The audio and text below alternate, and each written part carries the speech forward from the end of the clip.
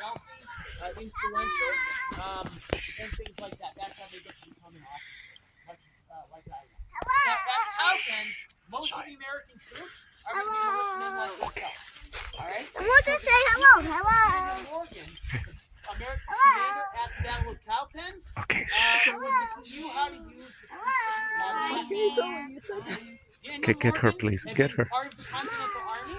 He was also an experienced backwoodsman. He knew the militiamen. He knew how they thought, how they operated. So he came up with a plan to fight the battle. Okay. Strength of both groups, Sit down. the Continental and the militia, to cover for their weakness. Everybody's quiet. Everyone is Very well listening. trained professional soldiers.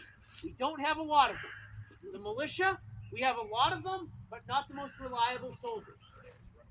Because we do run away, right? Why am I going to hang around if we're going to lose this battle? Nope, I'm taking to the hills. I'm out of here. Daniel Morgan knew that when the British attacked, they would come on aggressively, they would come on hard, they would come on fast. So what he did was he deployed his men in 3 successive lines. The first lines, consisting primarily of the militia. The third line, being the Continental.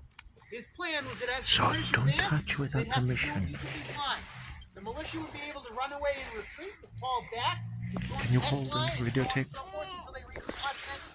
So that by the time Sir Charleston's troops, his British soldiers, reached the Continentals, they would be tired, they'd be exhausted, they'd be shot to pieces, and they wouldn't be able to fight as effectively as they otherwise would have been able to do so. So through these tactics, Daniel Morgan was able to win a decisive victory here at Cowpens, so that 3/4 of the British soldiers are either killed, captured, or wounded. This equaled the equivalent of about 1/4 of all British soldiers in the Carolinas. So this is a pretty great American victory. Now, what Ranger Joseph is going to do is he's going to tell you all a little bit about his musket there, and what he will be demonstrating in just a moment. All right. So, hello again, guys, you folks. Hey. So, essentially, with this right here, this is the musket I'll be shooting. So, a key thing to keep in note is that the Americas are still kind of recovering from them being colonies for a little over a century. So, by 1777, after the Battle of Saratoga, the French finally say, hey, you know what? These Americans might be worth something. So, they're like, okay, we'll give you stuff. And we get what we essentially call the hand-me-down from the French Army. So, this particular musket is going to be of a 1763 model. Some of you probably don't know what that is. It's okay. The French, by this point in the war, by 1777, are making newer and better muskets. So, I'm going to put it to you this way. A flintlock, which is what this contraption right here is state-of-the-art technology in the colonial period. However, this gun right here itself is older, and with the newer ones coming out, is making it obsolete. So, what I mean by this is that when the Americans finally receive these arms, they're receiving them from old French armories where they have not been in the care of the common soldier. So we're getting them either in pieces, they're not working entirely great, or they have so many imperfections that you might as well go in and just throw it in the dumpster. Okay? So, we have to make do with what we have. But they're not sending us only guns, they're sending us uniforms, they're sending us munitions, they're sending us generals, officers, they're sending us people and supplies that we can use to better the war effort, and we are slowly but surely making use of what we get, okay? So, a cool thing I like to mention is that this is a military arm. So, essentially, if you know what an AK-47 is, this is the AK-47 of the colonial period. I know, cheesy, but it's the point. So, essentially, the gun itself, guns, they shoot, right? But there's a problem. State-of-the-art technology in 1781 is prone to misfire. It's a flint, which is a piece of rock that strikes a piece of steel. Now, you play Minecraft, right?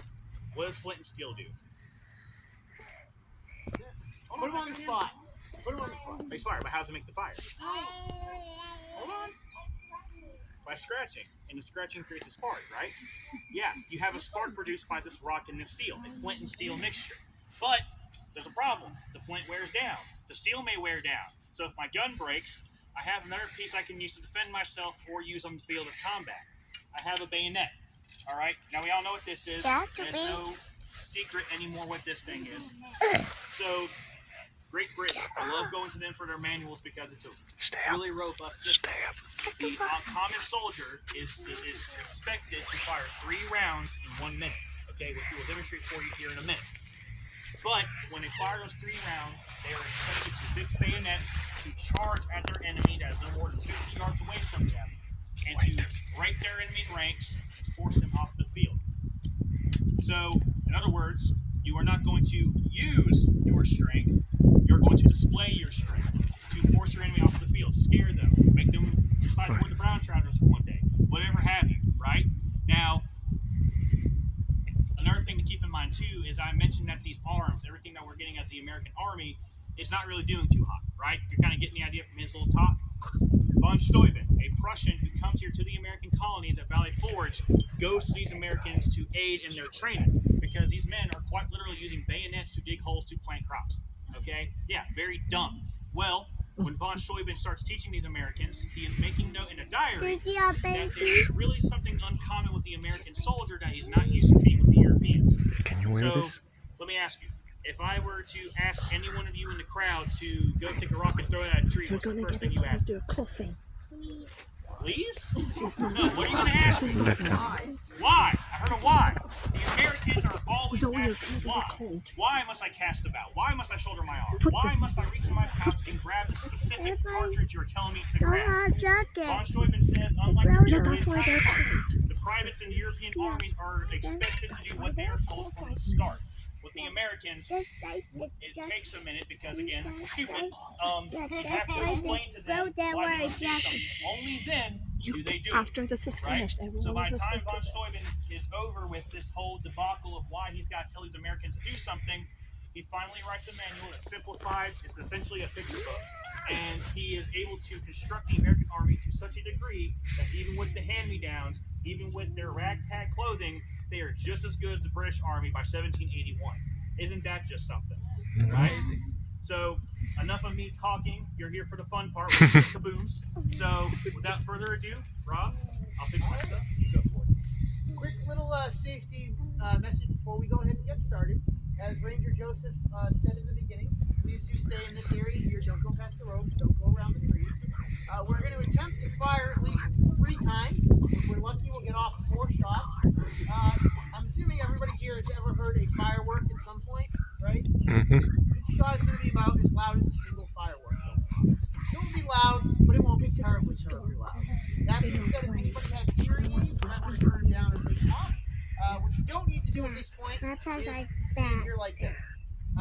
Because if you do, your arms are going to get tired, your ears are going to get sore. and They're you're just gonna doing a get historical I play. promise you, Otherwise, what I'll comes let you out know of it? before we actually fire it. If anybody wants to come here, That's you'll have the ability to do so.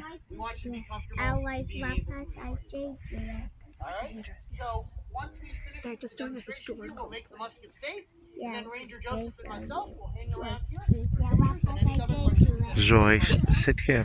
Stay here. weapons are dangerous. Shh. get ourselves started. No weapons. Joseph is my detail. He's my single soldier here. So we're going to go ahead and get him started. Detail! Attention! Shoulder! Fire lock! So this is the starting position. From this position here, as the officer, I can basically make him do anything I want. I can have him march. I can have him get ready to fire his weapon. This is the starting position for everything that we're going to do. Recover! Fire lock! So here, the musket is now balanced in his left hand. His right hand is free to operate it. This will be the starting position for the loading and firing. Half cock, fire lock. Open, hand. Handle, cartridge. So he's going to reach into his cartridge box in the back there. He's going to pull out a paper cartridge. This is a paper tube. Historically, this paper tube would have been filled with gunpowder and a musket ball. Today, we're not firing a live round, so there is no musket ball.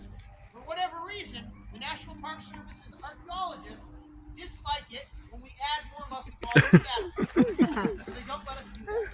They're just gunpowder. Can you hold? Look at him. Dump a little bit of powder into the pan of his weapon. This is going to provide the ignition when he pulls the trigger. Shut pan! The weapon is now primed. Wait. We're moving on to the loading portion. Charge with cartridge! The rest of the contents of this cartridge will be poured down the barrel. This is the paper, the powder, and the musket ball we actually have to use. Ram down Delay that. Draw, rammer. Ram down, target. So it needs to make sure that the load is properly seated at the rear of the weapon. Otherwise, when he pulls the trigger, the weapon might not actually go off, which is going to make him feel very foolish. Return, rammer. Very important to make sure that that ramrod is back in place so it's not going to get in the way, so he doesn't launch down the battlefield. He does not want to have to go and approach his new friends on the other side and ask them for his ramrod back. So if I'm the officer, I'm now able to look down my line of men, all of their muskets, they're primed, they're loaded, they've got them on the shoulder. I can see that they're ready to go. My whole company, with their weapons up like this, would then be ready to fire. Anybody who does not have their musket in this position, I now would walk down my line and very gently encourage them to move faster. So, he's ready to fire. If anybody wishes to cover their ears, please do so at this time. Climb, Lloyd. They're gonna shoot. Take aim! Fire! One shot, Woo. one musket going off.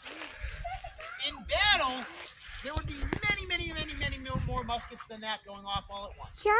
Wait. At the Battle of Cowpens, we had roughly 2,000 men engaged on the field of battle. We also had a couple hundred cavalrymen and a pair of cannons. So it's very loud. It's very chaotic. You also saw just how much time it took him to go through that when I'm giving him all of those individual commands. So in battle, we're not going to do it like that. I'm not going to give him all of those commands. Instead, he's going to give a very simplified set of orders to load and then, to prime and then load his weapon. He won't fire his weapon until I give him that actual final command. So instead of all those individual orders, detail, prime and load. And now, without any further direction from me, he'll go through that entire sequence on his own. I want to control the fire of my men. I don't want them firing on their own. I want them to fire all at once in a big volley to break the spirit of the enemy so that we can mass our fire and be more effective. So he's still going to wait for me to give that command to fire. He's just going to do all the loading without any further instruction from me.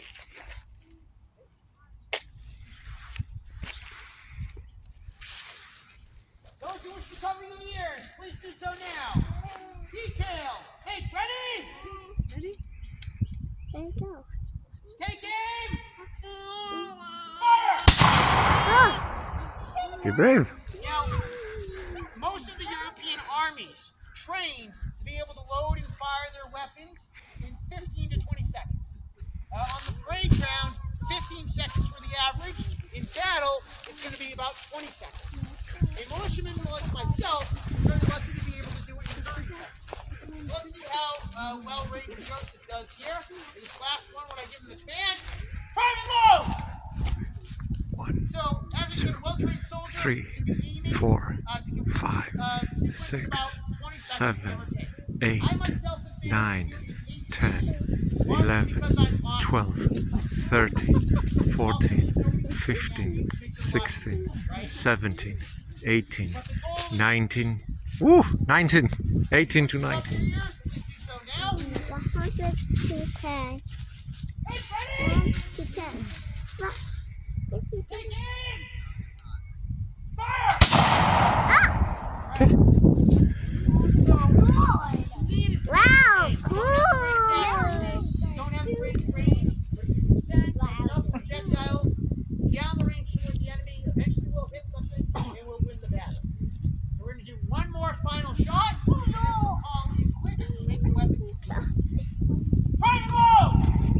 1, 2, So if anybody has a 3, timer, 4, timing, 5, 6, 7, 8, 9, 10, 11, 12, 13, 14, 15, 16, 17, 18, 19, 20, 19, 18. 20. No, ready 18. to go. So we stop counting as soon as he gets it on his shoulder. All right, so our final one. Oh, looks like we got some last minute stragglers. Come on, folks! This was going to be the last one. Let these folks come on over here. Make their way. Last round of the day. Detail! Folks, ready? Get ready, sorry. Take aim! Half cock, Wow. shoulder, follow. Secure, follow. To the right about, the face. Order, follow. Stand at ease. So the combination of the militia and the Continentals working together allowed the Americans to win this great victory at the Battle of Cowpens. And what makes this battle so great and so unique is it sets in train a series of events. So that 10 months after the Battle of Cowpens, on October the 17th, 1781, Lord Cornwallis is forced to surrender his entire British army at Yorktown, securing the independence of the United States. I hope you all enjoyed our program this afternoon. As I said, we're going to hang around for pictures and questions if anybody has them. I'd like to thank you all for coming out this afternoon. I can take a If it was picture not with for all them, of guys. you would not be here. And I'm quite serious about that. These are your national parks. They're here for you, and you're the ones that we work for. So thank you all for coming out. We hope you visit us again soon, either here at Cowpens or one of the other 435 great national parks we have all across the country. So thank you, and enjoy the rest of your day. Thank you.